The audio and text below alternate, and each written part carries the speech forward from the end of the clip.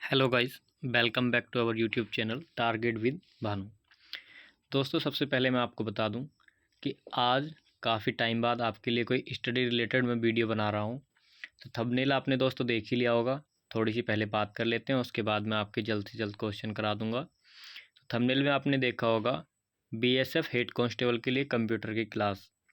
तो देखिए, सीन ये है कि कंप्यूटर के जो भी क्वेश्चन है, थंबनेल में मैंने लगा रखा है अंकित सर की बुक। अंकित भाटी सर को सभी लोग जानते होंगे। तो उन्होंने एक अपनी बुक निकाली थी कंप्यूटर की। अंकित सर और नवीन सर ने मिलके दोनों ने ये बुक बनाई है। तो देखिए दोस्तों, मेन मोटिव मेरा ये है कि मैं किसी बुक का प्रमोशन वगैरह तो कर नहीं रहा हूँ। कुछ बच्चों के पास ये बुक होगी भी और कुछ बच्चों के पास नहीं होगी। तो देखिए, जिन बच्चों के पास ये बुक है वो लोग तो ये जो क्वेश्चन हैं ये सारे के सारे क्वेश्चन उसी बुक के हैं। जिन बच्चों ने बुक ले रखी है वो इस वीडियो को अपना प्रैक्टिस सेट समझ के सॉल्व करेंगे कि कितने क्वेश्चन उन्होंने सही किए। वो कमेंट सेक्शन में बताएंगे कि हमने इतने क्वेश्चन सही किए। जिन बच्चों के पास बुक नहीं है या जिन्होंने नहीं ली है, तो देखिए उनका सबसे ज़्यादा बेनिफिट होने वाला है, क्योंकि उस बुक के सारे क्वेश्चन, जितने भी क्वेश्चन जिस चैप्टर से बन सकते हैं या जितने भी क्वेश्चन हैं, वो सारे के सारे क्वेश्चन मैं आपको पर डे करा दिया करूँगा। इस बुक के सारे क्वेश्चन होने के बाद कोई नेक्स्ट बुक या जो आप सजेस्ट करोगे या मैं अपने अकॉर्डिंग आपको क्वेश्चन करा दिया करूँगा। अब दोस्तों, सबसे पहले मैं आपको बता दूं कि इस वीडियो को देखने से आपका बेनिफिट क्या है।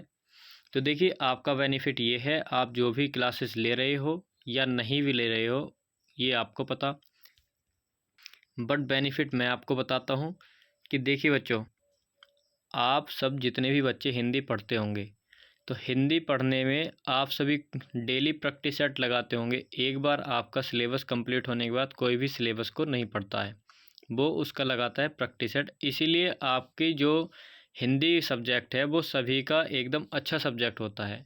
सेम उसी टाइप से अगर एक बार आप रीजनिंग कर लेते हो सारे सब्जेक्ट, तो उसके बाद आप रीजनिंग का प्रैक्टिस सेट लगाते हो।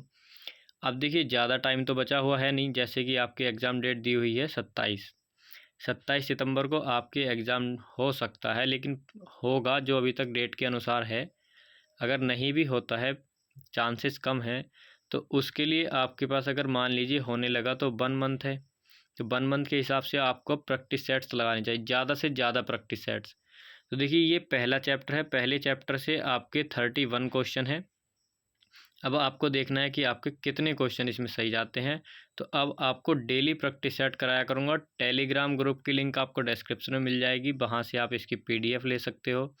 जो अदर क्वेश्चंस होते हैं कंप्यूटर रिलेटेड, उनके क्विज़ेज़ मैं सेंड करता रहता हूँ ग्रुप में, तो इसलिए आपको ग्रुप को ज्वाइन कर लेना है। टेलीग्राम ग्रुप की लिंक जैसे मैंने आपको बताया कि डिस्क्रिप्शन में मिल जाएगी, वहाँ से डायरेक्टली आप ज्वाइन हो सकते हो और डेली आप हमारे साथ हमारी क्लासेस को अटेंड कर सकते हो। मैंने आपको ये भी बता दिया कि क्लास लेने का क्या बेनिफिट है। अब आपको ये देखना है कि आपको क्लासेस लेनी है या नहीं। लेकिन मेरे अकॉर्डिंग अगर आप लेते हो तो आपका जो भी मार्क्स बनेंगे आपको बनने ही जाएंगे। और मैं यकीन दिलाता हूँ दोस्तों, ज़्यादा से ज़्यादा क्वेश्चन आपके हमारे क्लासेस से ज़रूर ही फंसने वाले हैं। तो चलिए, ज़्यादा लंबा वीडियो को ना करते हुए मैं आपके क्वेश्चन सॉल्व करा देता हूँ। और अगर क्वेश्चन अच्छे लगें आपको तो वीडियो को लाइक करें, दोस्तों के साथ शेयर करें और डेली आपके पास नोटिफिकेशन पहुँचे उसके लिए आपको चैनल को सब्सक्राइब करना होगा और बेल आइकन को प्रेस करना होगा। तो चलिए, पहले क्वेश्चन से शुरुआत करते हैं। पहला क्वेश्चन है आपका, ध्यान से पढ़ना है और ध्यान से आंसर करना है। क्वेश्चन है, भारत में कंप्यूटर के जनक हैं। दोस्तों, आपसे पूछा है भारत में, तो भारत वाले बताने हैं आपको। Option A Tim Berners Lee, Charles Babbage, Ranga Swami Narasimhan, James Gosling. देखिए दोस्तों, बहुत सारे बच्चों ने शायद लगा दिया हो चार्ल्स बेबेज, इसीलिए बोला था आपको ध्यान से पढ़ना है। इस क्वेश्चन का आंसर चार्ल्स बेबेज नहीं होगा। अगर आपसे ओनली पूछ लेता है कंप्यूटर के जनक हैं, तब आपका बी ऑप्शन सही होगा। अगर आपसे पूछ लेता है कि भारत में कंप्यूटर के जनक हैं, तो आपका सी ऑप्शन बिल्कुल सही होगा, रंगा स्वामी नरसिम्हन। चलते हैं नेक्स्ट क्वेश्चन की तरफ। अगला क्वेश्चन है, कंप्यूटर दिवस मनाया जाता है, यानी कि आपका कंप्यूटर दिवस कब मनाया जाता है। देखिए, आसान सा क्वेश्चन है और सीधे सीधे इसी तरह से आपसे क्वेश्चन पूछ लेगा कि कंप्यूटर दिवस कब मनाया जाता है। अगर आपने पढ़ा हुआ है आप फट से आंसर लगा दोगे, और आपने पढ़ा हुआ नहीं है तो फिर आप इतना आसान सा क्वेश्चन छोड़ के आओगे अपने एग्ज़ाम में। तो ऑप्शन ए 5 सितंबर, ऑप्शन बी 2 दिसंबर, ऑप्शन सी 5 जून और ऑप्शन डी 8 मार्च। फटाफट से आंसर करना है। तो मैं आपको बता दूँ, आप जितने भी बच्चों ने ऑप्शन बी टिक किया है 2 दिसंबर, सभी का यहाँ पर करेक्ट हो जाएगा। कंप्यूटर दिवस मनाया जाता है 2 दिसंबर को। नेक्स्ट क्वेश्चन की अगर हम बात करते हैं तो आपका अगला क्वेश्चन है क्वेश्चन नंबर 3। कंप्यूटर माउस का आविष्कार किसने किया था? तो देखिए, ये जो भी कंप्यूटर से रिलेटेड इन्वेंशन है, सारे के सारे आविष्कार आपको याद कर लेने हैं। Option A Douglas Engelbart, Vannevar Bush, Robert Smith, Bertram Raphael. तो आपको फटाफट से यहाँ पर बताना है कि कंप्यूटर माउस की बात कर रहा है कि कंप्यूटर माउस का आविष्कार किसने किया। तो यहाँ पर आपका ऑप्शन ए बिल्कुल करेक्ट हो जाएगा, डगलस एंगलबर्ट। चलते हैं अपने अगले क्वेश्चन की तरफ, क्वेश्चन नंबर 4। अब देखिए, पहले क्वेश्चन और फोर्थ क्वेश्चन में आपको डिफरेंस समझना है। इन क्वेश्चंस में डिफरेंस क्या है? पहले में पूछा था कंप्यूटर का जनक, यानी कि वो भी भारत में, और यहाँ पर आपसे पूछ लिया कंप्यूटर के जन्मदाता। जन्मदाता पूछे या जनक पूछे, एक ही बात है। अब देखिए, सीधे सीधे मैंने आपको बताया था, अगर पूछता है डायरेक्टली कंप्यूटर के जनक या जन्मदाता या कंप्यूटर की खोज किसने की, इस तरह से, तब आपको चार्ल्स बेबेज करना है। और अगर आपको भारत बोलता है तब आपको रंगास्वामी करना है। तो क्वेश्चन नंबर 4 का आंसर हो जाएगा आपका option number D. Next question की अगर हम बात करें तो अगला क्वेश्चन है आपका, पहली पीढ़ी के कंप्यूटर में किस चीज़ का प्रयोग किया जाता था? यानी कि इन 4 ऑप्शन में बताना है कि जो फर्स्ट जनरेशन, पीढ़ी का मतलब होता है जनरेशन, जैसे आपका 4G, 5G, 3G, तो इस जी का मतलब होता है जनरेशन। और आप 4G 5G तो बहुत अच्छे से जानते होंगे, आपका नेटवर्क है, इंटरनेट आप सभी लोग यूज़ करते होंगे। तो 4G यानी fourth generation, 5G fifth generation, 3G third generation. उसी टाइप से पहली पीढ़ी यानी कि फर्स्ट जनरेशन, जो पहली पीढ़ी के कंप्यूटर थे, यानी कि शुरुआत वाले, जब कंप्यूटर की शुरुआत हुई थी तब कंप्यूटर में निर्वात नलिका यानी वैक्यूम ट्यूब जो होता है उसका प्रयोग किया जाता था, या प्रैथनको। अब देखिए, हिंदी में आपको पता नहीं चलेगा तो ट्रांजिस्टर, जो ट्रांजिस्टर होता है उसका प्रयोग किया जाता था अर्धचालकों का या यांत्रिक गियर्स का। तो मैं आपको दोस्तों बता दूं कि यहाँ पर जितने ही बच्चों ने ऑप्शन नंबर ए टिक किया है निर्वात नलिका यानी कि वैक्यूम ट्यूब का, तो पहली पीढ़ी के कंप्यूटर में दोस्तों वैक्यूम ट्यूब का प्रयोग किया जाता था। अगर हम बात करें सेकंड जनरेशन की, तो दोस्तों मैं आपको बता दूं कि सेकंड जनरेशन में किया गया ट्रांजिस्टर का यूज़। वैक्यूम ट्यूब की जगह पर किसका प्रयोग किया गया? ट्रांजिस्टर का। तो आपसे पहली या सेकंड जो भी जनरेशन पूछता है आपको लगा देने हैं। यहाँ पर मैंने आपको 2 जनरेशन का बता दिया है। चलते हैं अगले क्वेश्चन की तरफ। अगला क्वेश्चन है कि आपके कंप्यूटर को निर्देश किस भाषा में दिया जाता है? तो आपको बताना है कि आपको जो कंप्यूटर है उसको निर्देश किस भाषा में दिया जाता है। कोडिंग भाषा में, मशीन भाषा, असेंबली या कंपाइलर। अब देखिए, अब बहुत सारे बच्चे यहाँ पर कंफ्यूज रहेंगे कि कौन सी लैंग्वेज है। तो मैं आपको बता दूं कि कंप्यूटर क्या है। कंप्यूटर है एक मशीन, तो उसको मशीनी लैंग्वेज समझ में आती है। तो कंप्यूटर को जो हम निर्देश देते हैं वो देते हैं मशीन भाषा में। नेक्स्ट क्वेश्चन है विंडोज़। विंडो क्या है? अब जिन बच्चों को नहीं पता कि विंडोज़ क्या है, तो उनको मैं बता दूं कि ये एक वर्ड प्रोसेसिंग सिस्टम, ये एक वीडियो गेम है, एक प्रकार का ऑपरेटिंग सिस्टम है, या मॉनिटर डिस्प्ले सिस्टम है। तो देखिए, मैं आपको बता दूं, विंडोज़ एक प्रकार का ऑपरेटिंग सिस्टम है। ये विंडोज़ वही है जिसे आप अपने लैपटॉप या कंप्यूटर में डलवाते हो। विंडो 7, विंडो XP, विंडो 10, ये सारी की सारी विंडोज़ होती हैं। तो विंडो किसको बोलते हैं? ऑपरेटिंग सिस्टम, जिस पर आपका कंप्यूटर या लैपटॉप जो आपका प्रोसेसिंग करता है, जिस पर काम करता है, वही होती है आपकी विंडो। नेक्स्ट क्वेश्चन की तरफ चलते हैं, क्वेश्चन नंबर 8। कंप्यूटर की दूसरी पीढ़ी आधारित थी। तो देखिए, मैंने अभी आपको बताया था, ये वही सेकंड जनरेशन की बात कर रहा है जो मैंने आपको अभी पीछे बताया था फर्स्ट जनरेशन वाला, कि फर्स्ट जनरेशन चलता था आपका वैक्यूम ट्यूब पर, और यहाँ पर बात कर रहा है सेकंड जनरेशन की। तो सेकंड जनरेशन आपको बताया था ट्रांजिस्टर पर। नेक्स्ट क्वेश्चन की तरफ चलते हैं, क्वेश्चन नंबर 9। कंप्यूटर की कार्य प्रणाली को कितने घटकों में बांटा जाता है? तो यदि आपके पास अगर पेन और पेपर है तो आपको नोट कर लेना है, और जो जो क्वेश्चन आपको नहीं पता वो भी नोट कर लेने हैं, या आप जब PDF रिवाइज करोगे तब वहाँ से नोट कर सकते हो। लेकिन जो चीज़ें मैं यहाँ पर बताता हूँ आपको एक्स्ट्रा पॉइंट, वो आपको क्लास में ही नोट कर लेने हैं। इसलिए आपको एक पेन और एक पेपर या नोटबुक अपनी, जिसमें भी आप पॉइंट्स लिखते हो। देखिए, स्मार्ट स्टडी का मतलब यही होता है कि ये नहीं कि हमने डायरेक्ट गए PDF उठाई क्वेश्चन कर लिए। क्लास को देखना है, उसको समझना है। समझने के बाद जो फैक्ट्स आपको नहीं पता है वो अपनी एक नोटबुक बनाओ, उसमें अपने जो एक्स्ट्रा पॉइंट है, जो फैक्ट है, वो आपको नोट डाउन कर लेने हैं, उनको रिवाइज कर लेना है। इससे आप हर तरह से क्वेश्चन को कवर कर पाएंगे। अब आपने ये क्वेश्चन पढ़ा है या नहीं ये तो मुझे नहीं पता, लेकिन मैं आपको बता दूं कि जो कंप्यूटर की कार्य प्रणाली होती है, कितने घटक में बांटा गया है उसको बांटा गया है 3। अब आपने ये क्वेश्चन पढ़ लिया, अब आपको ये याद भी रह जाएगा कि कंप्यूटर को 3 घटक में बांटा गया है। लेकिन अगर आपसे क्वेश्चन पूछ लेता है, आपको पता है पर क्वेश्चन के हिसाब से 4 ऑप्शन होते हैं, आपको पूछ लेगा कि इनमें से कौन सी कंप्यूटर की कार्य प्रणाली नहीं है। अब आपको सिर्फ इतना पता है कि कंप्यूटर की कार्य प्रणाली 3 है, ये भी नहीं पता कौन कौन सी हैं। तो चलिए मैं आपको बता देता हूँ। तो यहाँ से आपके 2 क्वेश्चन कवर होंगे।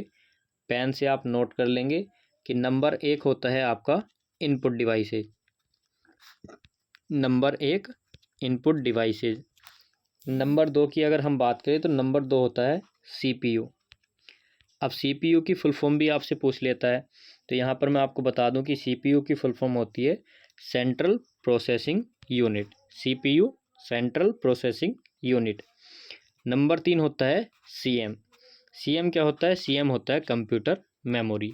मेमोरी जैसे SD कार्ड होती है, इंटरनल स्टोरेज होता है। आप समझ सकते हो कि मेमोरी किसको बोलते हैं। हिंदी में मेमोरी को बोला जाता है स्मृति। कभी कभी आपसे हिंदी में ही पूछ लेता है, तो आपको हिंदी में पता होना चाहिए। मेमोरी होती है आपकी स्मृति, जिसमें आप कुछ भी सेव करके रख सकते हो। नेक्स्ट क्वेश्चन की अगर हम बात करें तो कंप्यूटर प्रणाली में निम्न में से क्या इनपुट डिवाइस का उदाहरण नहीं है? 3 यहाँ पर इनपुट डिवाइस के उदाहरण हैं और 1 इनपुट डिवाइस का उदाहरण नहीं है। देखिए, डिवाइसेस कैसी होती हैं? एक होती है इनपुट और एक होती है आउटपुट। अब मैं आपको बता दूं कि इनपुट डिवाइसेस क्या होती हैं और आउटपुट डिवाइसेस क्या होती हैं। तो देखिए, आपने बहुत सारे लैंग्वेजेस में सुना होगा कि जिनको हम छू सकते हैं, जिनको नहीं छू सकते, जिनको देख सकते हैं, इस तरह से जो भी आपको आज तक बताया गया है। लेकिन मैं आपको बता दूं सीधे सीधे इनपुट, यानी कि पुट मीन्स होता है रखना, इन माने होता है में। यानी कि अगर आप किसी चीज़ को कोई इनपुट देते हो, यानी कि जो आप कमांड जिस चीज़ को देते हो या कंप्यूटर को जिस चीज़ से आप कमांड दे सकते हो, वो होती है इनपुट, यानी कि कुछ देना। आउटपुट, आउटपुट होता है हमने कोई काम किया और जो उसका रिजल्ट, यानी कि जो परिणाम हमें मिलता है वापस, यानी कि जो चीज़ हमको मिलेगी वो होगी आउटपुट। अब यहाँ पर मैं आपको क्वेश्चन से समझाता हूँ। यहाँ पे आपसे बोला है इनपुट डिवाइस का उदाहरण नहीं है, यानी कि 3 आपके इनपुट डिवाइस हैं। तो यहीं से आपको एग्जाम्पल समझा दूंगा। कीबोर्ड। अब देखिए, कीबोर्ड किस काम में आता है? ये आपका मॉनिटर है। अब आप कोई वर्क कर रहे हो तो कीबोर्ड से यहाँ से कोई भी की दबाओगे, कोई भी नाम लिखोगे, तो आपने कमांड दी, मॉनिटर पर आपको शो होगी। तो यहाँ से सिर्फ आपने कमांड दी, प्राप्त तो कीबोर्ड से कुछ नहीं हुआ। तो कीबोर्ड से सिर्फ आप कमांड देने का काम कर सकते हो। तो देने का काम किससे होता है? इनपुट डिवाइस से। माउस। अब ये आपका माउस है, चित्र से आप समझ सकते हो। अब यहाँ आप माउस का आप कर्सर घुमाओगे, राइट क्लिक करोगे या लेफ़्ट क्लिक करोगे, तो वहाँ से भी आप उसको कमांड दे सकते हो। किससे कमांड दे सकते हो? माउस से। स्कैनर। प्रिंटर होते हैं या स्कैनर होते हैं? ये अगला है प्रिंटर। जब आप प्रिंटर को भी मान लीजिए हम स्कैनर के तौर पर भी यूज़ कर सकते हैं। प्रिंटर से जब कोई हमको स्कैन करनी होती है चीज़, हम उस पर रखते हैं और स्कैन कर लेते हैं, हमारे मॉनिटर पर शो हो जाती है। लेकिन यहाँ पर साफ साफ प्रिंटर आएगा आपका आउटपुट डिवाइस में। क्योंकि अब आप बोलोगे क्यों? तो होता ये है कि प्रिंटर से हम प्रिंट निकालते हैं। कोई भी हमने मॉनिटर से कमांड दी, यहाँ को हमारा प्रिंट होके आ जाएगा। तो हमें प्रिंटर से कुछ ना कुछ प्राप्त होगा। प्रिंटर से हम दे कुछ नहीं सकते। स्कैनर, स्कैनर से हम स्कैन कर सकते हैं, लेकिन कोई आउटपुट हम प्राप्त नहीं कर सकते। तो अब आपको समझ आ गया होगा कि इनपुट और आउटपुट डिवाइस क्या होती हैं। नेक्स्ट क्वेश्चन है, कंप्यूटर प्रणाली में ALU का तात्पर्य क्या है? ALU का तात्पर्य से मतलब है कि सीधे सीधे ALU की फुल फॉर्म पूछी है।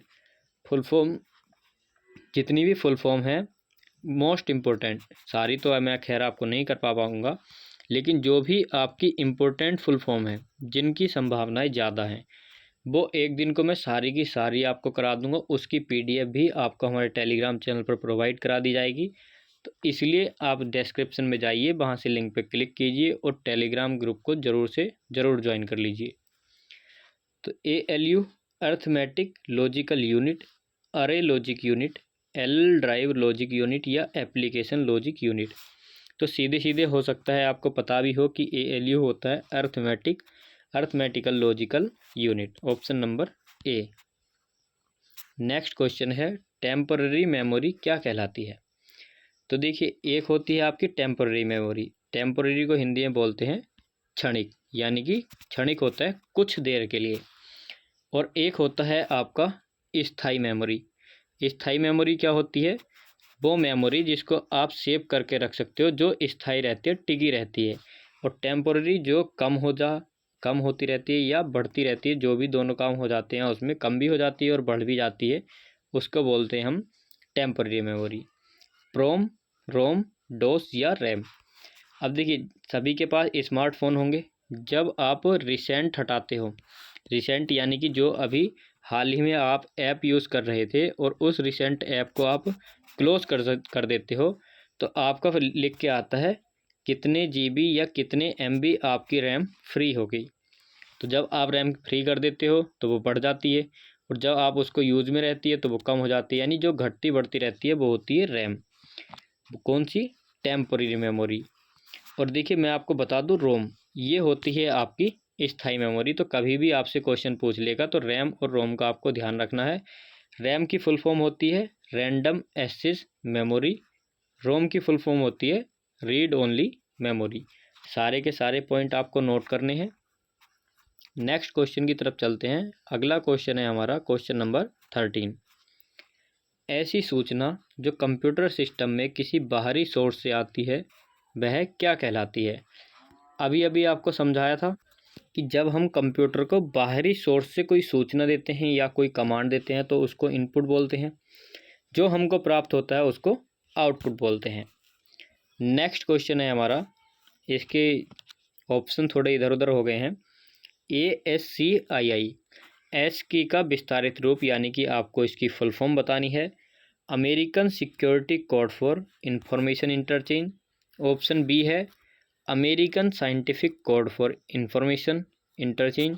ऑप्शन सी है आपका all purpose security code for information interchange. Option D है आपका American standard code for information interchange. तो यहाँ पर आपका ऑप्शन नंबर डी बिल्कुल करेक्ट हो जाएगा, American standard code for information interchange, ASCII। तो दोस्तों, मैं आपको बता दूं कि जब भी आप फ्री हों या शाम के टाइम जब आप रेस्ट कर रहे हों, आराम कर रहे हों, तो आप इस वीडियो को चलाकर सिर्फ सुन लीजिएगा, तब भी आपके ये याद हो जाएंगे। और अगर आप एक बार सुनने के बाद इसको PDF से रिवाइज करोगे तो सारे के सारे क्वेश्चन आपको खुद से ही आपको ध्यान आने लगेंगे कि हमने इस क्वेश्चन का कौन सा आंसर क्या था।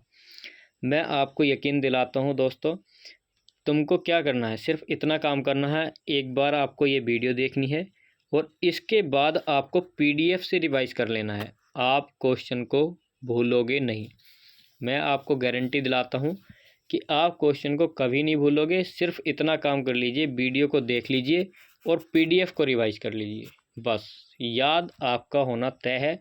अगर आपको यकीन नहीं होता तो आप इस तरीके को एक बार आजमा करके देखिए, आपको खुद में परिवर्तन खुद से ही महसूस हो जाएगा। क्वेश्चन था हमारा, निम्नलिखित में से सबसे अधिक संग्रह क्षमता किसकी होती है। Byte, kilobyte, terabyte. एक ऑप्शन नीचे है वो है गीगाबाइट। अब देखिए, बाइट और किलोबाइट होता है आपका KB, टेराबाइट होता है आपका TB और गीगाबाइट होता है आपका GB। जब आप नेट रिचार्ज कराते हो तो 1 GB वाला, 1.5 GB वाला, यानी 1.5 GB वाला, 2 GB वाला, इस तरह से आप नेट का रिचार्ज कराते हो। तो ये होता है आपका गीगाबाइट। ये फुल फॉर्म यहाँ पर दे रखी है। अगर आपको फुल फॉर्म्स पता है तब तो आप क्वेश्चन को आसानी से कर लोगे, और अगर आपको नहीं पता है तो आप कैसे आंसर क्वेश्चन कर पाओगे। तो देखिए, आपको पता है कि केबी, टीबी, जीबी या एमबी कौन सा बड़ा होता है। तो देखिए, एक एमबी होती है, और जब आप 1.5 जीबी का रिचार्ज कराते हो तो उसमें 1024 MB आती हैं। तो अब आप बताइए कि एक MB बड़ा हुआ या एक जीबी बड़ा हुआ। तो एक जीबी बड़ा हुआ, तो उसी हिसाब से यहाँ पर सबसे बड़ा होता है टेराबाइट, 1 TB। उससे छोटा होता है जीबी, उससे छोटा होता है MB, उससे छोटा होता है आपका केबी। यहाँ पर आप नोट डाउन भी कर सकते हो और शायद आपको पता भी होगा। नेक्स्ट क्वेश्चन है क्वेश्चन नंबर 16। यह किसी भी कंप्यूटर सिस्टम का ब्रेन मस्तिष्क कहलाता है। यानी किसकी बात कर रहा है, ALU, CPU, कीबोर्ड या मॉनिटर। मॉनिटर आप जानती हो किसको बोलते हैं, जो आपकी कंप्यूटर वाली स्क्रीन होती है उसको मॉनिटर बोलते हैं। कीबोर्ड आपको पता है। CPU होता है कंप्यूटर का मस्तिष्क, कंट्रोल प्रोसेसिंग यूनिट। ALU की फुल फॉर्म अभी थोड़ी देर पहले आपको बताई थी, arithmetical logical unit. Next question, question number 17। Computer के अंतर्गत एक बाइट में कितने बिट्स होते हैं। तो देखिए, अभी बाइट, केबी, ये सब चीज़ें आपको बताई थी। तो एक बाइट में आपके 8 बिट्स होते हैं, ऑप्शन नंबर बी। आपको ये सारे याद कर लेने हैं कि एक जीबी में कितने MB होते हैं, एक MB में कितने केबी होते हैं। ये सारी की सारी चीज़ें आपको याद कर लेनी है। एक बाइट में कितने बिट्स होते हैं, एक बिट्स कितने का होता है, ठीक है। नेक्स्ट क्वेश्चन आता है क्वेश्चन नंबर 18। कृत्रिम बुद्धिमत्ता, यानी कि जो कृत्रिम और प्राकृतिक, ये चीज़ें आपको पता होंगी। कृत्रिम जो हम अपने हाथ से बनाते हैं, स्वयं बनाते हैं, कोई भी जो इन्वेंशन होता है, किसी चीज़ की आविष्कार होता है, वो कृत्रिम होता है। और जो प्रकृति में, यानी कि नेचर होता है, नेचुरली होता है, पहले से ही विद्यमान होती है कोई चीज़, तो उसको बोलते हैं प्राकृतिक।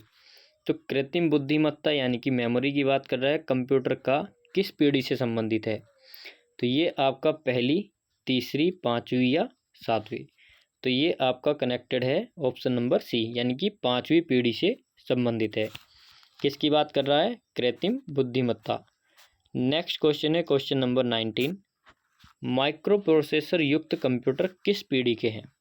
माइक्रो प्रोसेसर, माइक्रो बोला जाता है छोटे को, यानी कि जैसे पहले वैक्यूम ट्यूब के इस्तेमाल किया जाता था, फिर उससे छोटा यूज किया गया ट्रांजिस्टर, फिर उससे छोटा, फिर उससे छोटा। तो माइक्रो प्रोसेसर युक्त कंप्यूटर किस पीढ़ी के हैं, तो फटाफट से आपको बताना है। तो ये हैं आपके चौथी पीढ़ी के। ऑप्शन थोड़ा ऊपर नीचे है, उस पर ध्यान नहीं देना है। ऑप्शन नंबर बी, यानी कि आपका जो 4th जनरेशन है, वहाँ पर आपका माइक्रो प्रोसेसर यूज़ किया जाता था। नेक्स्ट क्वेश्चन है आपका क्वेश्चन नंबर 20। कंप्यूटर अपने परिणामों को भविष्य हेतु सुरक्षित रखता है। CPU में, मेमोरी, दोनों में, या फिर इनमें से कोई नहीं। तो यहाँ पर आपका क्वेश्चन आंसर कौन सा हो जाएगा, तो ये हो जाएगा मेमोरी।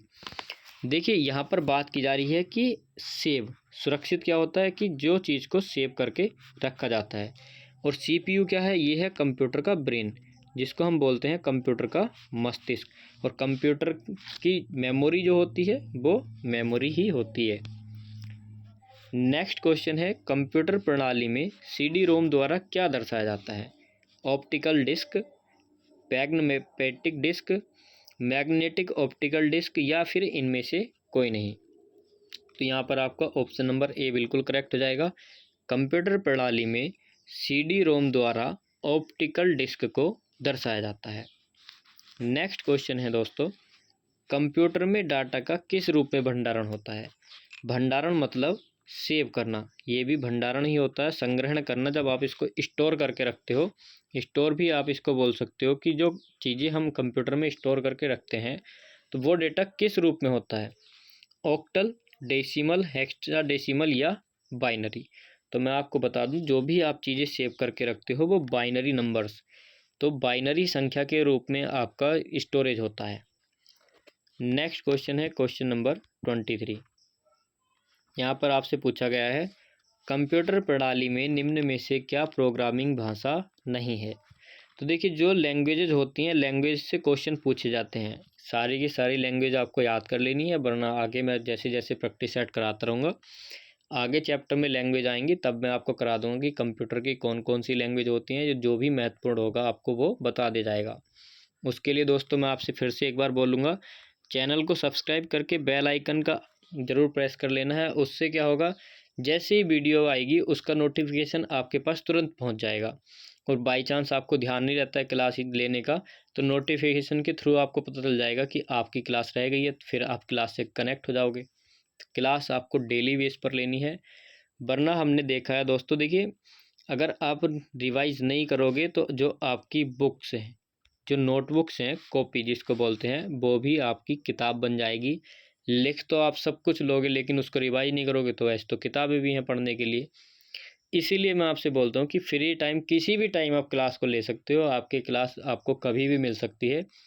एक कंप्यूटर की बहुत सारी क्लासेस मैंने आपको करा भी रखी हैं, आप वहाँ से भी कंप्यूटर की क्लास ले सकते हो। प्लेलिस्ट बनी हुई है कंप्यूटर की, वहाँ से आप सारी की सारी क्लासेस अटेंड कर सकते हो। और डेली बेस पर ये क्लासेस भी ज़रूर लेना। और वीडियो अच्छी लगे तो लाइक करना नहीं भूलना है दोस्तों। यहाँ पर फटाफट से अपना आप आंसर दो। कौन सी प्रोग्रामिंग भाषा नहीं है कोबोल, फोर्ट्रान, पास्कल या लोटस? तो देखिए यहाँ पर आपको कोबोल पता होगा, फोर्ट्रान पता होगा, लेकिन यहाँ पर दो लैंग्वेज में आपको कन्फ्यूज़न हो रहा होगा। तो जब तक आपको सारी लैंग्वेजेस पता नहीं होंगी तब तक आप क्वेश्चन अपना नहीं कर पाओगे। तो ऑप्शन डी, ये कंप्यूटर की प्रोग्रामिंग भाषा नहीं है। बाकी ये तीन की तीन आपकी कंप्यूटर की प्रोग्रामिंग लैंग्वेज हैं। नेक्स्ट क्वेश्चन है, किसी कंप्यूटर की परमानेंट मेमोरी क्या कहलाती है? परमानेंट यानी कि आपकी स्थायी मेमोरी। मैंने अभी आपको बताया था, एक टेम्पररी मेमोरी होती है, एक परमानेंट। तो अब आपको बताना है कि परमानेंट मेमोरी कैसी होती है। तो आपको पीछे मैं बता ही चुका हूँ कि परमानेंट मेमोरी कौन सी होती है, तो वो होती है आपकी ROM, read only memory. Next question है, 1 गीगाबाइट। अब देखिए गीगाबाइट भी मैंने आपको बताया था, जीबी होता है। कितने मेगाबाइट बाइनरी के बराबर होता है? मेगाबाइट होता है आपका एमबी। पीछे आपको बताया गया था 1 बाइट कितने बिट्स के बराबर होता है। तो वो ये सब चीज़ें आपको याद कर लेनी है। अब जीबी से एमबी में पूछ लिया, तो आपको बताइए है कि 1 GB में कितनी एमबी आती हैं? 1024 MB। अब देखिए कुछ लोग 1000 मानते हैं कि 1 GB में 1000 MB आती हैं, लेकिन नहीं, 1 GB में आता है 1024 MB। और अगर आपका 1.5 आता है तो अब 5 में आपका कितना आ जाएगा? 0.5 में 512 MB।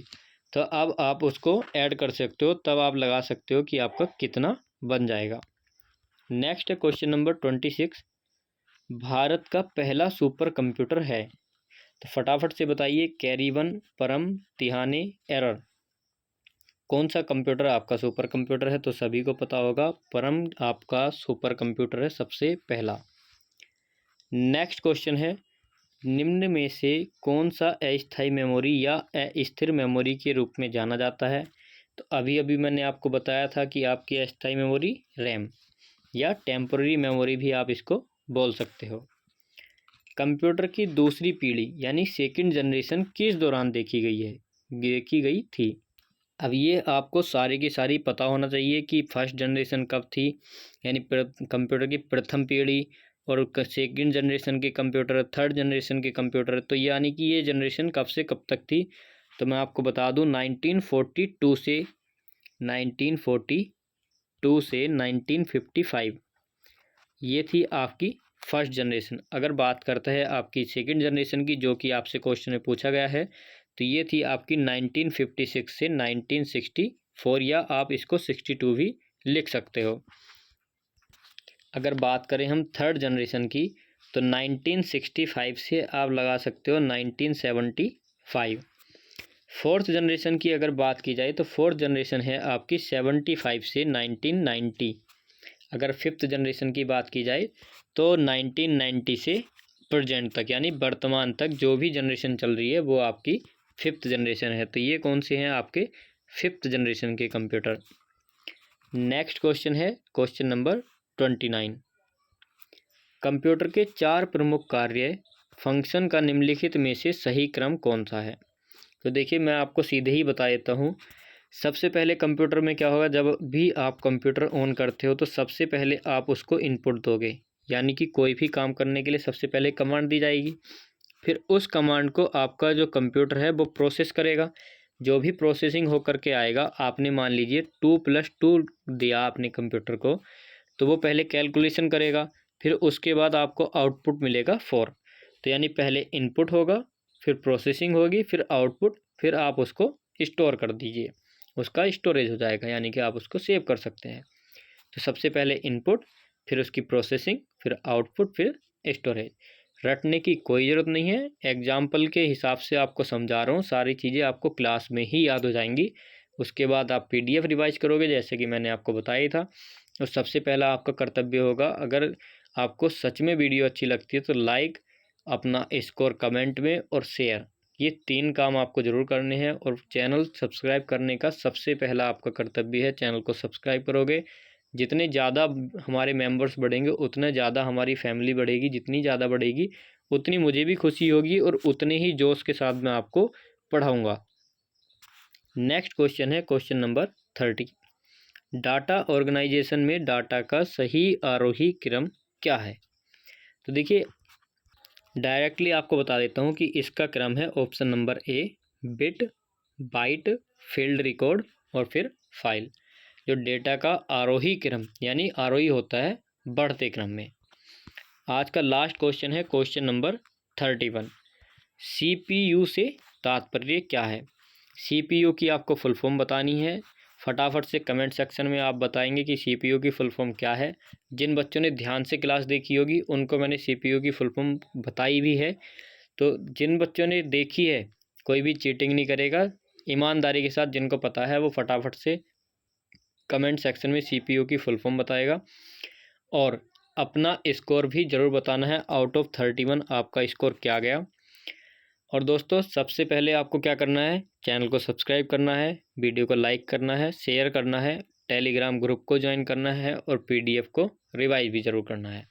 अगर आपकी डिमांड होगी तो जो भी आपके मैथ्स के टॉपिक होंगे जिनमें आपका वीक पोर्शन है, आपको समझ नहीं आ रहा है, या आपकी कोई क्वेरी है, या अगर आपका किसी भी टाइप का कोई भी क्वेश्चन है, तो वो आप हमारे टेलीग्राम ग्रुप में सेंड कर सकते हैं। कोई भी प्राइवेसी लगी हुई नहीं है, आप सभी के सभी वहाँ पर अपने क्वेश्चन शेयर कर सकते हैं। आप वहाँ पर क्विज लगा सकते हैं, मैं डेली आपको क्विज कराया करूँगा कंप्यूटर के, या आप अगर जो भी टॉपिक आपको चाहिए उस टॉपिक पर आपको वीडियो प्रोवाइड करा दिया करूँगा। तो चलिए फटाफट से दोस्तों वीडियो को लाइक, शेयर और चैनल को सब्सक्राइब कर लीजिए। आज की वीडियो यहीं तक थी, मिलते हैं कल नेक्स्ट चैप्टर के साथ।